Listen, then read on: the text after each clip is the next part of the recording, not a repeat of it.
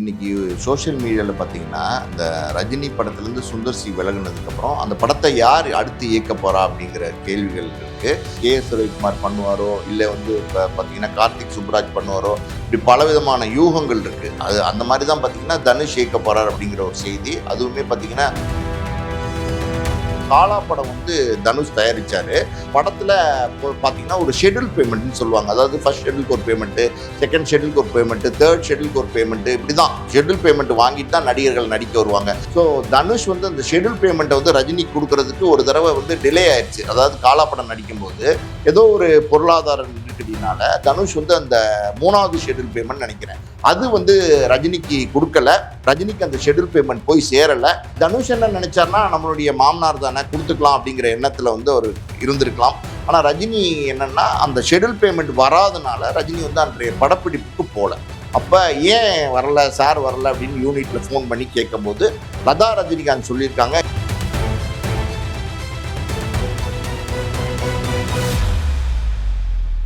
Media circle நேயர்களுக்கு வணக்கம். இன்றைக்கு நம்ம நேர்காணலுக்காக ஆஸ்கார் மூவிஸ் தயாரிப்பாளர் பாலாஜி பிரபு அவர்கள் நம்மோடு இருந்திருக்கிறார். அவரோடு பேசுவோம். சார் வணக்கம். வணக்கம். சுந்தர் சி ரஜினிகாந்த் நடிக்கிற படத்துலேருந்து வெளியேறினதா கடந்த 4 நாட்களாக பேச போடலாமானது, அது தொடர்பாக நம்ம நிறைய பேசிட்டோம். அந்த படத்தை அடுத்து யார் இயக்க போறது அப்படிங்கிறதா இப்போ டிபேட்டா மாறி இருக்கு. இது தொடர்பாக கமல்ஹாசன் அவர்களும் ஒரு பேட்டி கொடுத்திருந்தாரு. நேற்று பார்த்தீங்கன்னா தனுஷ் அவர்கள் கூட இயக்க வாய்ப்பு இருக்கு அப்படிங்கிற மாதிரியான தகவல் வந்துகிட்டு இருக்கு. அபிஷியலா வரல, ஒரு தகவல் வந்துட்டு இருக்கு. உண்மைதானா சார் அது? தனுஷ் இயக்க போறார் அப்படிங்கிறதெல்லாம் முற்றிலும் பொய்யான தகவல். அதாவது இன்னைக்கு சோஷியல் மீடியாவில் பார்த்தீங்கன்னா, இந்த ரஜினி படத்துலேருந்து சுந்தர் சி விலகுனதுக்கப்புறம் அந்த படத்தை யார் அடுத்து இயக்க போகிறா அப்படிங்கிற கேள்விகள் இருக்குது. ஸோ அதுக்காண்டி பார்த்தீங்கன்னா நிறைய யூகங்கள் இருக்குது. இவர் இயக்குவாரோ, அவர் இயக்குவாரோ, கே.எஸ். ரவிக்குமார் பண்ணுவாரோ, இல்லை இப்போ பார்த்தீங்கன்னா கார்த்திக் சுப்ராஜ் பண்ணுவாரோ, இப்படி பலவிதமான யூகங்கள் இருக்குது. அது அந்த மாதிரி தான் பார்த்தீங்கன்னா தனுஷ் இயக்க போகிறார் அப்படிங்கிற ஒரு செய்தி. அதுவுமே பார்த்தீங்கன்னா ஒரு பொய்யான தகவல் தான். ஏன் அப்படின்னு சொல்கிறேன் அப்படின்னா, தனுஷ் அவர் ஆல்ரெடி பார்த்தீங்கன்னா ரஜினிகாந்தினுடைய மருமகனாக இருந்திருக்கிறாரு. அவருடைய மகள் ஐஸ்வர்யா, அவங்க 2 பேர குழந்தைங்க இருக்காங்க. இப்படி இருக்கிற சூழ்நிலையில் 2 பேருக்கும் ஒரு கருத்து வேறுபாடு ஏற்பட்டு 2 பேரும் பிரிஞ்சுட்டாங்க. அது அவங்க பர்சனல் லைஃப். அதை பற்றி நம்ம டீட்டெயிலாக பேச வேண்டிய அவசியம் கிடையாது. ஸோ இப்படி இருக்கும்போது ரஜினிகாந்த் எப்படியாவது தனுஷும் ஐஸ்வர்யாவும் மறுபடியும் சேர்த்து வச்சிடணும்னு கடுமையாக முயற்சி பண்ணியிருக்கிறாரு. கடைசி வரைக்கும் இந்த நீதிமன்றத்தில் இந்த வழக்கு நடந்துட்டு இருந்த காலகட்டங்களில் கூட எப்படியாவது 2 பேரையும் சேர்த்து வச்சிட மாட்டோமா அப்படிங்கிற ஒரு முயற்சிகளில் ரஜினிகாந்த் இருந்திருக்கிறாரு. ஸோ தனுஷ் பிடிவாதமாக இருந்ததுனால தான் இந்த இணைப்பு முயற்சி நடக்காமல் போயிடுச்சு. ஸோ இதில் ரஜினிகாந்துக்கு ஒரு பெரிய வருத்தம். அதாவது ரஜினியை வச்சு தான் தனுஷ்கே அடையாளம் கிடைச்சிச்சு. முதல்ல ரஜினி மருமகன் அப்படிங்கிறதுனால தான் ஆரம்ப காலகட்டங்களில் நிறைய பட வாய்ப்புகள் கிடைச்சிச்சு. ஆனால் அதுக்காண்டி நம்ம தனுஷனுடைய நடிப்பு திறமையை நம்ம குறைச்சி மதிப்பிடல. தனுஷ் நிச்சயமா இன்னைக்கு தமிழ் சினிமாவில் ஒரு மிகச்சிறந்த நடிகர் தான், அதில் எந்த சந்தேகமும் கிடையாது. ஆனால் ஆரம்பத்தில் பல வருடங்களுக்கு முன்னாடி பார்த்தீங்கன்னா ரஜினிகாந்த் மருமகன் அப்படின்றது ஒரு பெரிய அந்தஸ்தா தனுஷ் நினைச்சார். இன்னைக்கு பல கோடிகளை அவரும் ஈட்டிட்டாரு. இன்னைக்கு அவரும் ஒரு புகழ்பெற்ற நடிகராக வந்துட்டாரு. அப்படி இருக்கும்போது என்ன காரணம் நமக்கு தெரியல. ரஜினிகாந்த் சொல்லியும் தனுஷ் கேட்கல அப்படின்ற ஒரு வருத்தம் ரஜினிகாந்துக்கு இருக்கு. அப்படி இருக்கும்போது தனுஷும் ரஜினிகாந்தும் பார்த்தீங்கன்னா இந்த பிரிவுக்கு அப்புறம் ஐஸ்வர்யா தனுஷ் இந்த பிரிவுக்கு அப்புறம் 2 பேரும் பேசிக்கவே இல்லை, நேரம் சந்திச்சிக்கவே இல்லை அப்படிங்கிற தகவல்லாம் இருக்கு. அதெல்லாம் உண்மையான தகவல் தான். அப்படி இருக்கிற சூழ்நிலையில ரஜினிகாந்த் நடிக்கிற படத்துல தனுஷ் இயக்குவாரா அப்படின்னா அதுக்கான வாய்ப்பு ரொம்ப ரொம்ப கம்மி. இன்னொரு பக்கம் நீங்க பாத்தீங்கன்னா தனுஷ் இது வரைக்கும் 4 படங்கள் தான் பண்ணியிருக்காரு. ஒன்று பவர் பாண்டின்னு ஒரு படம் பண்ணியிருக்காரு, அது ஒரு ஃபேமிலி சப்ஜெக்ட். அதுக்கப்புறம் பாத்தீங்கன்னா ராயன் ஒரு படம் பண்ணியிருக்காரு, அது ஒரு ஆக்ஷன் படம் தான். அதுக்கப்புறம் நிலவுக்கு என்மேல் என்னடி கோவம், அவருடைய அக்கா பையனை வச்சு ஒரு படம் பண்ணியிருக்காரு, அது ஒரு எப்படி சொல்ற ஒரு லவ் சப்ஜெக்ட். இப்போ ஒரு படம் வந்திருக்கு, இட்லி கடைன்னு ஒரு படம் வந்தது, அதுவும் பாத்தீங்கன்னா ஒரு எப்படி சொல்றது ஒரு ஃபேமிலி சப்ஜெக்ட் தான் சொல்லணும். அந்த மாதிரி படங்கள் எடுத்த ஒரு இயக்குனர் தான். பெரிய அனுபவம் ரஜினிகாந்தை வைத்து இயக்கிறதுக்கான அனுபவம் தனுஷ்க்கு இருக்குமா அப்படின்னா அது கொஞ்சம் கஷ்டம்தான். ரஜினிகாந்த் அப்படின்றது பார்த்தீங்கன்னா இன்னைக்கு கிட்டத்தட்ட 50 வருஷமா தமிழ் சினிமாவில் ஒரு பெரிய ஆளுமையா இருக்காரு, பெரிய சூப்பர் ஸ்டாரா இருக்காரு. ஸோ அப்படி இருக்கும்போது அவரை இயக்கிறதுங்கிறது அவ்வளோ சாதாரணமான விஷயம் கிடையாது. அதாவது அதுக்கான அனுபவம் அதுக்கான மெச்சூரிட்டியும் இருக்கணும். அதாவது தனுஷ்க்கு அது இல்லைன்னு நம்ம சொல்ல வரல. தனுஷை பொறுத்த வரைக்கும் பார்த்தீங்கன்னா பேசிக்கலா அவர் ஒரு நடிகராக இருக்காரு. இயக்கங்கிறது அவர் 2ஆம் பட்சமாக தான் பண்ணிட்டு இருக்காரு. முழு நேர இயக்குனர் கிடையாது. ஸோ அப்படி இருக்கும்போது முழு நேர இயக்குனராக இல்லாத அவரால் இந்த மாதிரி ஒரு பெரிய ப்ராஜெக்டை ரஜினி ஹீரோ நடிக்கிற ஒரு பெரிய ப்ராஜெக்ட் ஹேண்டில் பண்ண முடியுமா, அதுக்கான மெச்சூரிட்டி இருக்குமா அப்படின்னா இல்லை. இப்போ லோகேஷ் கனகராஜே எடுத்துக்கங்களேன், அந்த கூலி படத்துல நிறைய விமர்சனங்கள் வந்துச்சு. அதாவது நிறைய நேரங்கள்ல ஆட்டிடியூடா நடந்துட்டாரு. ரஜினி வந்ததுக்கு அப்புறம் தான் லோகேஷ் கனகராஜ் வந்தாரு. இந்த மாதிரி நிறைய விமர்சனங்கள்லாம் வந்துச்சு. இப்போ இந்த மாதிரி ஸ்டார் இருக்காங்களே சார், பெரிய பெரிய ஸ்டார்ஸ், நம்ம ரஜினி மட்டும் பேச வேண்டாம், ரஜினி, கமல், விஜய், அஜித், சூர்யா, சிவகார்த்திகேயன், இந்த மாதிரி பெரிய ஸ்டார்ஸ் எல்லாம் வந்து என்னன்னா நம்ம வரதுக்கு முன்னாடியே இயக்குனர்கள் வந்துடணும் அப்படின்னு இன்னைக்கு எதிர்பார்க்குறாங்க. காரணம் என்னன்னா இந்த வாய்ப்பே வந்து இயக்குனர்களுக்கு அவங்க தான் வழங்குறாங்க. அதே மாதிரி தயாரிப்பாளருக்குமே பார்த்தீங்கன்னா இந்த ஆப்பர்ச்சுனிட்டி, அவங்க படம் தயாரிக்கிறதுக்கான வாய்ப்பே வந்து நடிகர்கள் தான் வழங்குறாங்க. ஒரு தயாரிப்பாளர் யார் முடிவு பண்றா அப்படின்னா இந்த மாதிரி சூப்பர் ஸ்டார்ஸ் தான் முடிவு பண்றாங்க. ஒரு இயக்குனரை யார் முடிவு பண்றா அப்படின்னா இவங்க தான் நடிகர்கள் தான் முடிவு பண்றாங்க. ஒரு இசையமைப்பாளர் யார் முடிவு பண்றாங்கன்னா நடிகர் தான் முடிவு பண்றாங்க. கூட நடிக்கிற ஜோடி போட்டு நடிக்கிற ஹீரோயினை யார் முடிவு பண்றா அப்படின்னா நடிகர் தான் முடிவு பண்றாங்க. இன்னைக்கு சினிமா அந்த மாதிரி மாறிடுச்சு. இன்னைக்கு நடிகர்கள் தேதி கொடுத்தாதான் ஒருத்தர் தயாரிப்பாளர், நடிகர்கள் தேதி கொடுத்தாதான் ஒருத்தர் டைரக்டர்னு இருக்கிற காலகட்டங்கள்ல ஸோ அவங்க எதிர்பார்ப்பாங்க நம்ம வர்றதுக்கு முன்னாடியே வந்து டைரக்டர் வரணும், அந்த ஸ்பாட்ல இருக்கணும், கேமராமேன் இருக்கணும், இதெல்லாம் அவங்க எதிர்பார்ப்பாங்க. ஸோ இது இயல்பு தான். அதாவது இதை தப்பா நம்ம வந்து ப்ரொஜெக்ட் பண்ண முடியாது. ஸோ அப்படி இருக்கும் பட்சத்தில் லோகேஷ் மேலேயே நிறைய விமர்சனங்கள் வந்துச்சு. இப்போ நெல்சனை பொறுத்த வரைக்கும் பாருங்களேன், இப்போ ஆல்ரெடி ஜெயிலர் பண்ணாரு, அதுக்கப்புறம் இப்போ ஜெயிலர் 2 ரஜினியை நெல்சனோட சேர்ந்து பண்றாருன்னா அந்த அளவுக்கு வந்து எப்படி சொல்லுது, பேம்பர் பண்ணணும்.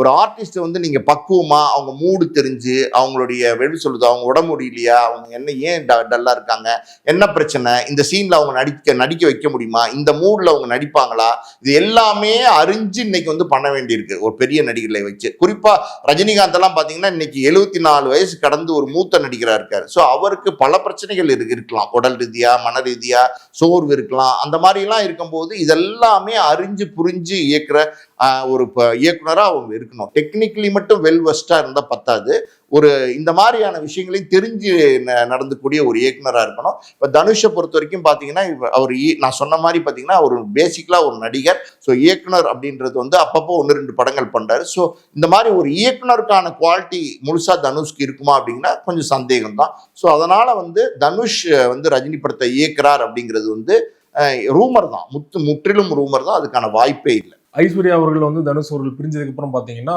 பிரம்மாண்டமா வந்து போயஸ்கான்ல வீடு கட்டி அதெல்லாம் அவங்க அப்பா அம்மாவெல்லாம் கூட்டு போனாரு.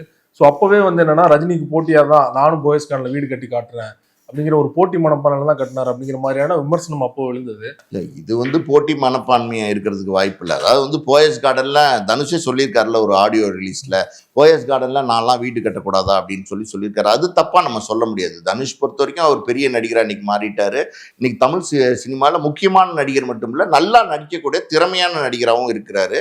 ஸோ அப்படி இருக்கும்போது அவருடைய உழைப்புல வந்த வருமானத்துல ஒரு பெரிய வீடு கட்டணும் அவருடைய கனவா இருக்கலாம், அவருடைய ஆசையா இருக்கலாம்.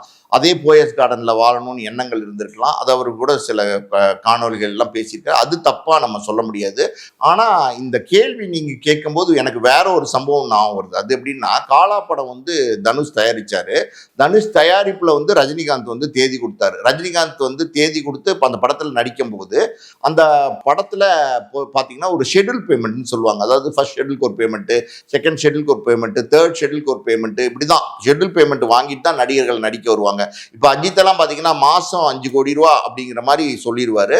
முதல்ல ஒரு பெரிய அட்வான்ஸ் வாங்கிடுவாரு. படம் முடிகிற வரைக்கும் அந்த சிஸ்டமேட்டிக்கா அவர் பணம் கொடுக்கணும். அது பணம் கொடுக்கலன்னா அவர் ஷூட்டிங் வர மாட்டார். அவர் மட்டும் இல்ல, எல்லா நடிகர்களுமே அதை பிரின்சிபலா இன்னைக்கு ஃபாலோ பண்றாங்க.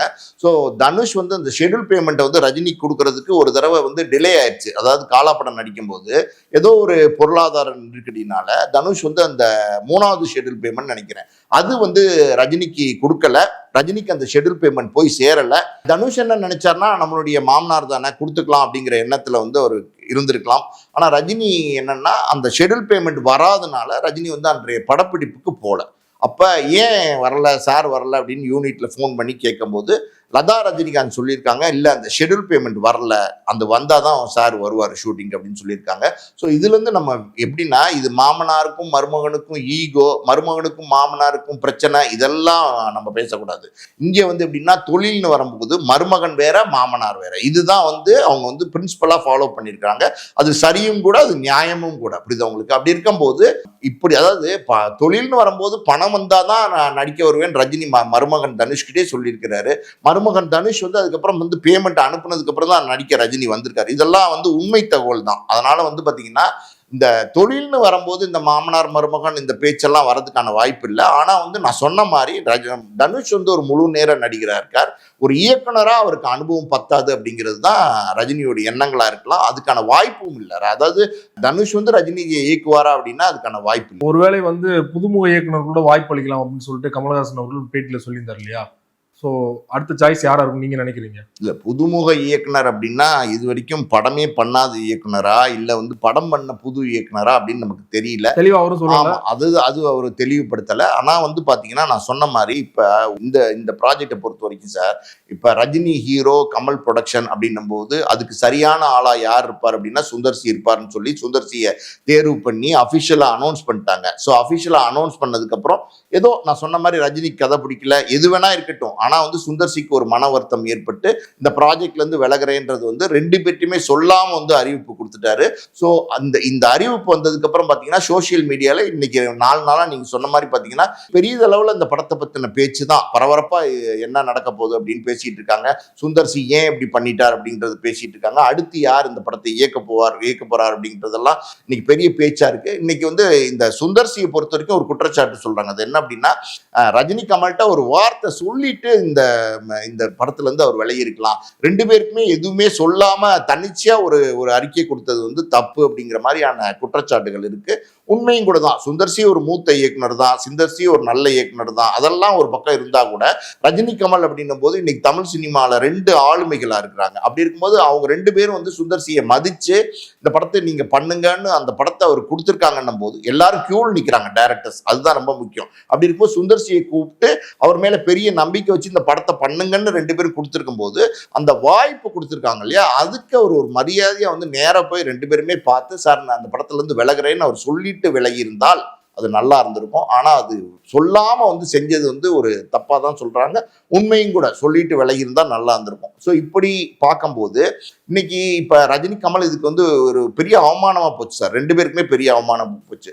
தமிழ் சினிமால வந்து முக்கியமான நடிகர்களா இருக்காங்க இல்லையா, அப்படி இருக்கும்போது அவங்களோட படத்தை ஒரு இயக்குனர் வேணான்னு சொல்லிட்டு போறது வந்து அவங்களுக்கு ஒரு பெரிய அவமானமா போச்சு. அதனால என்னன்னா இப்ப அடுத்த ஒரு இயக்குனர் அனௌன்ஸ் பண்ணும்போது ரொம்ப கவனமா இருப்பாங்க.